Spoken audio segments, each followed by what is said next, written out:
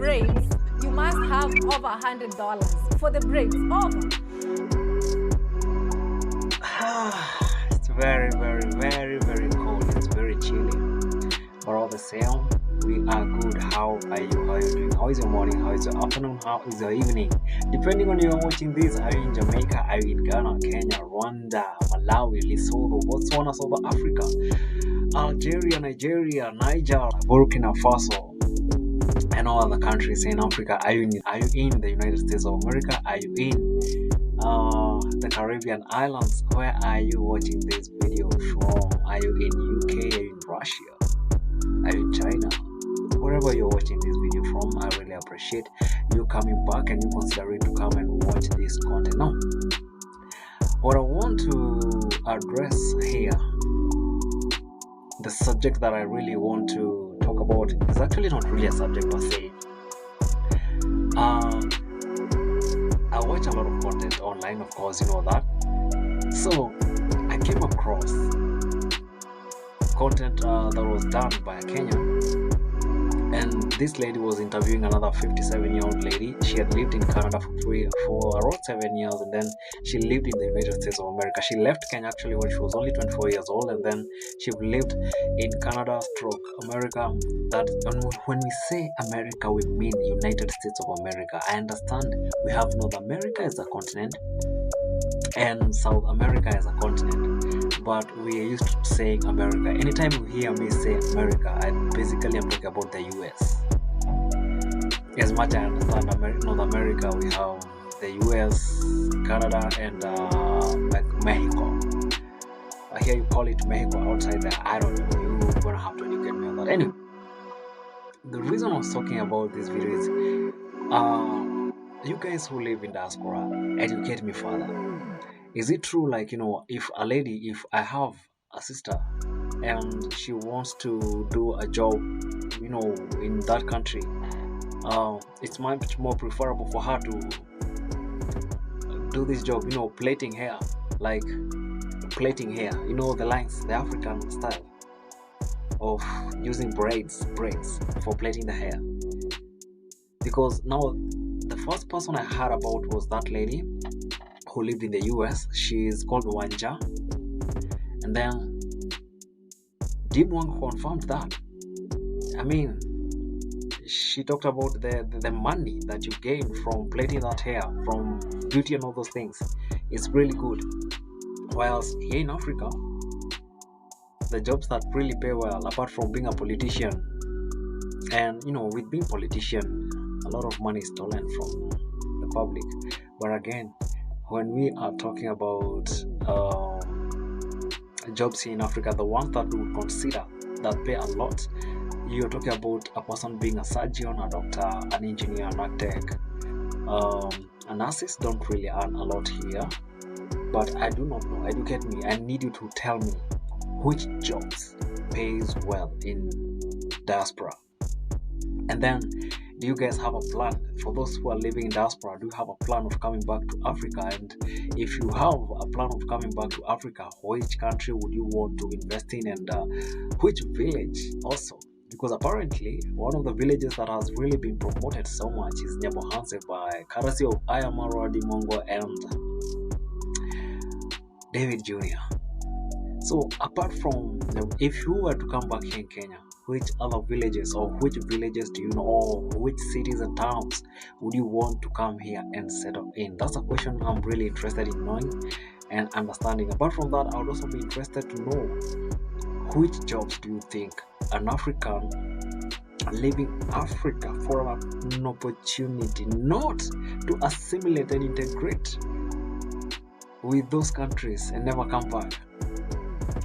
Because we have to be very, very factual. If we are telling the people in diaspora to come back to Africa, we are not telling them to come back to Africa when they are empty-handed. They have to prepare in advance, like, how do you come back to Africa and then integrate within the system that is currently here? How are you going to assimilate within the African continent? Or not even those in diaspora per se. those in the Caribbean world, because even the people in the Caribbean world, and they want to come back to Africa. If they're planning to come back to Africa, how are you planning to come back to Africa, and what do you want to do? And which country have you considered coming back to? Is it Rwanda? Is it Kenya? Is it Ghana? Is it Nigeria? Is it South Africa? Like, what are your expectations? Because it will be very important to look at both extremes. Look at those countries that you live in, especially the people in the diaspora. The good thing about those countries is that job opportunities there are way diverse. And especially for someone who is not tied up with his ego, there are things you can do pretty fast and get that money if money is the focus. But then if you are a little bit egoistic, it could be quite a challenge, because there are jobs that will be there, the opportunities that will be there, but then you not be willing to take those jobs. But I'm interested in learning, what jobs do you think can work for Black people who are trying to move into those countries legally or illegally? Well, I would not suggest that people travel illegally, because when you travel illegally, it has its own repercussions. But then, if you decide to travel from Africa or from the Caribbean world as an explorer, the way people traveled from Europe to Africa and to all other parts of this world as explorers, and nobody was asking them about their immigration status and all that nonsense. If you decide to travel outside Africa as an explorer, and you do not want to go via the airport, you want to use other means and gain access to those countries, I would be so much interested to hear about it. And if you are traveling as an explorer, I would love that. I would love for Africans to start traveling to the United States and call it the United Black World. I would love for Black people to start traveling all the way from Africa and go to places like Germany. Call that the new Africa. Give those rivers, give those mountains new names. Call them karaoke, call them Obafemi, call them Kikwete. Give them the African names. You guys, we need to take back everything in this world. And by the way, speaking of that, now that I've thought about it,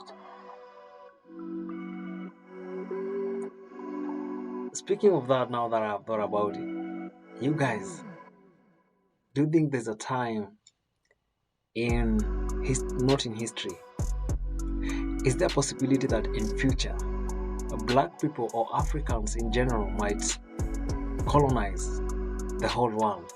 Because what I understand is every empire, after a particular time, every empire falls. And is there a possibility that in future Black people are going to colonize the world? And right now we're talking about, every empire falls. Do you think currently which continent or which country do you think is behaving like the biggest empire? Is it in terms of economics? Because if you're talking about the financial capability, that would be China. China is really doing so well in terms of economics. Of course, the United States comes second there, and then we have some more Europe countries. We have also Arab countries that are doing so well. The likes of Kuwait. Kuwait is a very developed country, very quiet. It doesn't make a lot of noise, but it's really, really developed. There's also another very small country within the Arab world. I can't recall the name, because again, this is a new thought. This is not something that I had thought about earlier. Think also about the likes of Qatar, the likes of United Arab Emirates. That's UAE. And some people do not differentiate, by the way. There's a very big difference between UAE and Dubai. Dubai is just a city. It's an emirate. and then we have like Abu Dhabi. Abu Dhabi is also an Emirates. So you guys, I would love for us to have that kind of a conversation. Do you think in future, like Africa is going to colonize the world, and if we are going to colonize the world, like, and I'm openly gonna have to talk about this without any filter, like, Africans were enslaved, they were taken out to these countries in chains, So do you think, like, Africans are going to take whatever they are going to take and bring them to Africa to come and work in our farms? Because Africa apparently have very good land, and especially if you're talking about the Western Africa coming down and the central part of Africa and some parts of East Africa, it's very, very fertile. You guys, have you seen the DRC Congo? Have you seen? You just check the Google Maps, because I believe the Google Maps doesn't lie. Just have a look at your Google Maps and then try to expand the African map there at the Central Africa, and then look at how that place is green. And that green tells you it's so fertile. It's not a desert. When you think about DRC Congo, it's very, very fertile. And Africans in future might consider bringing those guys to DRC Congo to come and do farming and any other type of labor, free labor. We also want to, I don't mind. I mean, yes, we do talk forgiveness, but has it worked? Has it worked? And if it has, where? It's only Africans who are told the message of forgiveness. Forgive those who hurt you. Obey your masters. What about justice for us? Why is it that the message of justice is forgotten when it comes to African and Black people? Anyways, I would not want to see a situation where, human beings are degraded to the standards of slaves. It's very unfair. It's very unfortunate. And as I said this, honestly, I would be interested to see what's going to happen to Donald J. Trump after the post he made with regards to Barack Hussein Obama and Michelle Obama, depicting them as apes. And when you're depicted as, we have a history when a Black person is depicted as an ape, or a monkey for that matter. It doesn't go well with us, does it? It does not really go well with us. Other than that, guys, today being 7th February 2026, I'm really wishing a good day.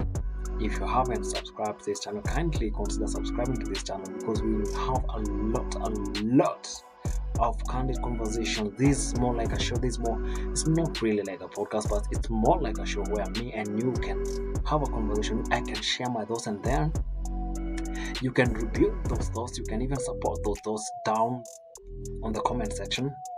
I'm also likely to be reacting a lot to other YouTube content creators, especially the ones. I started this by reacting to YouTubers, especially those in the Nyabohansa area. There's a lot of conflict going on in that village, but it's a scripted conflict for the sake of content. That's my belief. I believe that's cooked conflict, that's scripted conflict, and it's made to purposely create content and then have views. For those who want donations, they're doing their thing. Do I agree with it or do I not agree with it? From my end, my belief is, if you do what you're gonna do, if that's your survival mechanism and skill, you're free to do whatever you want to do. The only problem I have with that is you start attacking each other's character. You are attacking a person for doing the same thing that you're doing. That's one of the things I cannot agree with. But if you can do clean content, like one of the guys I like, and I kind of find being a little bit more sober is this guy by the name it's Nasto. The way he does his thing is a little bit more matured. Funny enough, I kind of find these ladies like Miss Flair. Why am I forgetting this lady's name? Priska Sagati. I kind of find and Diana Kemi. Those I don't know, for some reason those ladies, to me, they appear more matured with how they do their content compared to the guys in that village. They kind of understand their limits.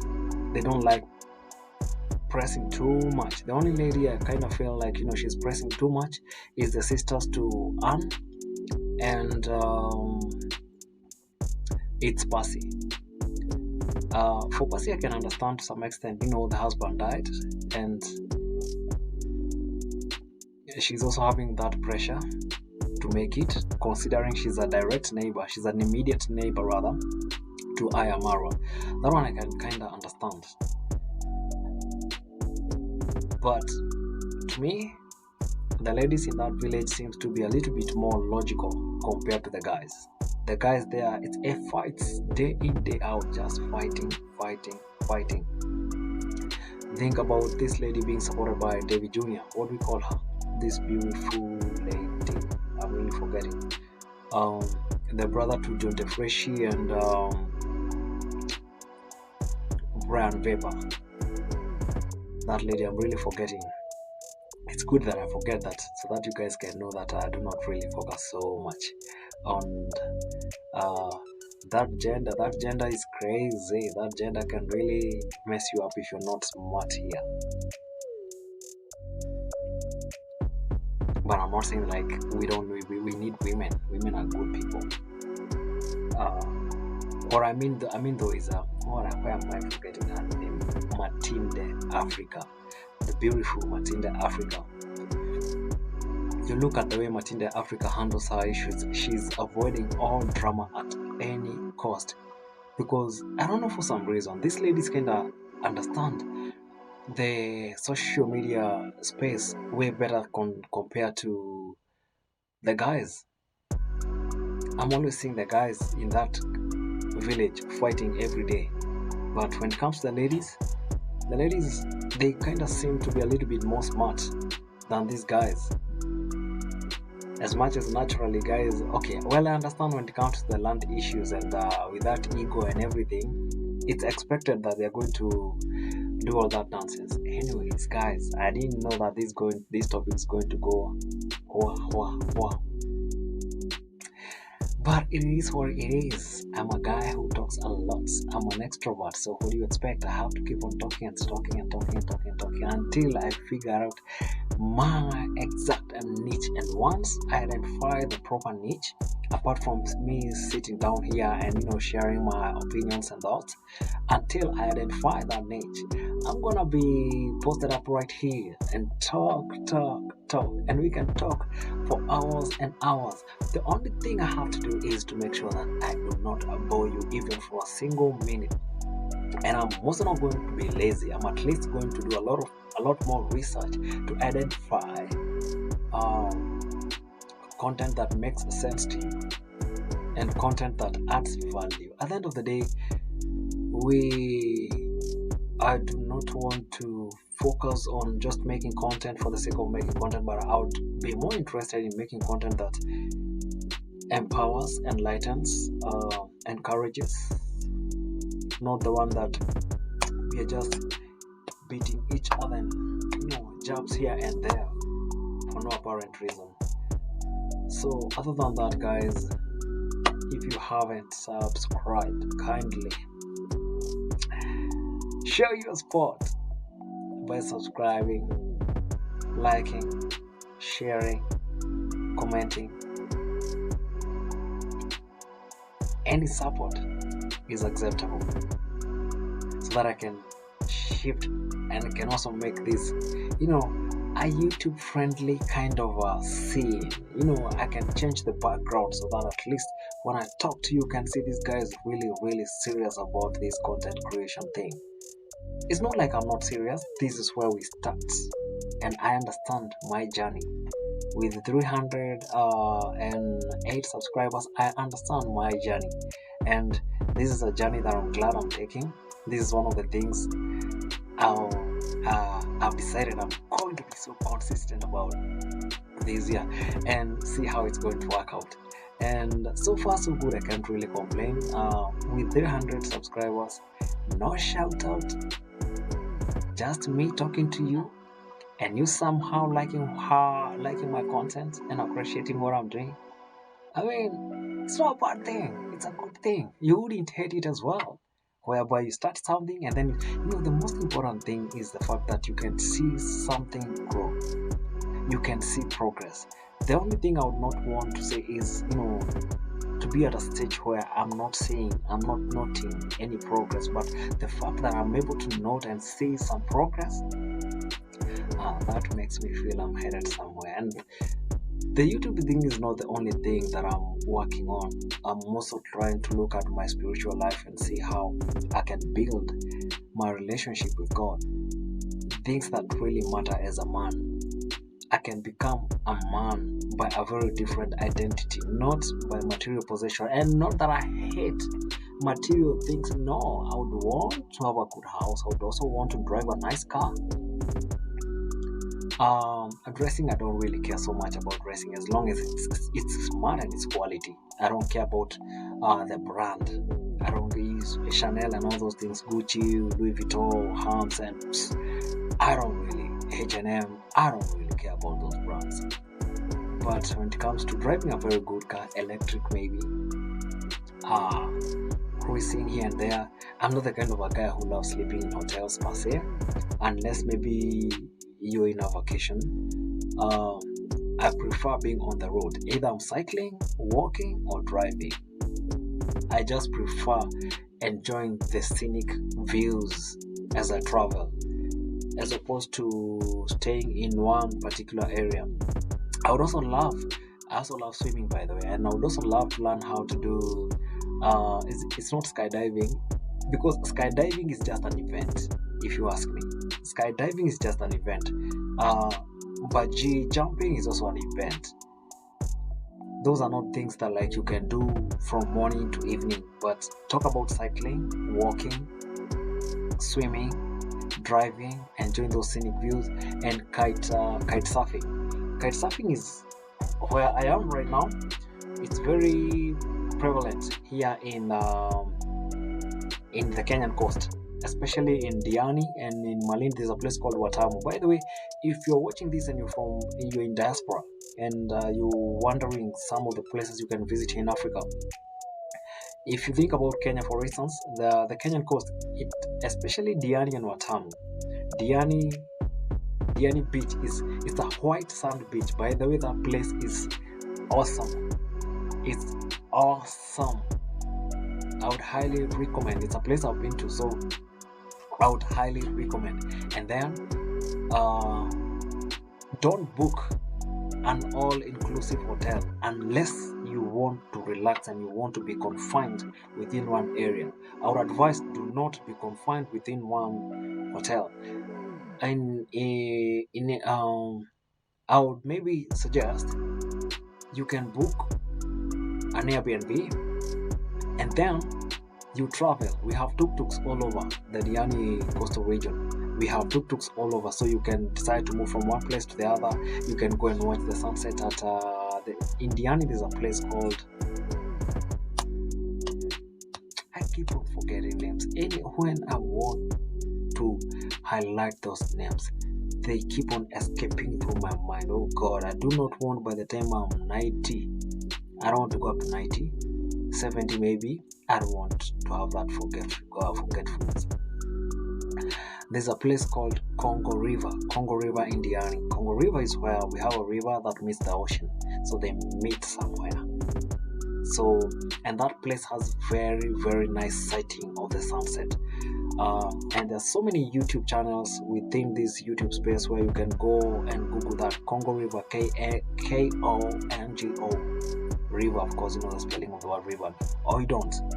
I'll be so scared if you don't.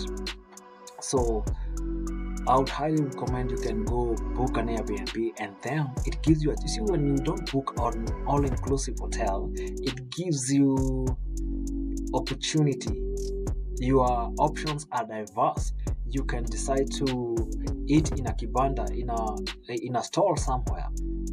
You can interact with the locals. All you need is one good local guide, and that's it. You're going to have a lot of fun. So this video was not basically planned. The only thing I had planned in this video was Dee Mwango's thoughts on plaiting the hair, and she kind of reminded me of another woman who used to do that while she traveled to Canada and that country. But other than that, I did not have thoughts about making this video, and the fact that now we have spilled over to around 26 minutes, still good for me. As long as we can sit here and share our thoughts, you can see how I think, and you can always comment below there about what you think about how I think and how I say things. It's all good. Other than that, I'm wishing you a very lovely day. See you then. Have a good Saturday.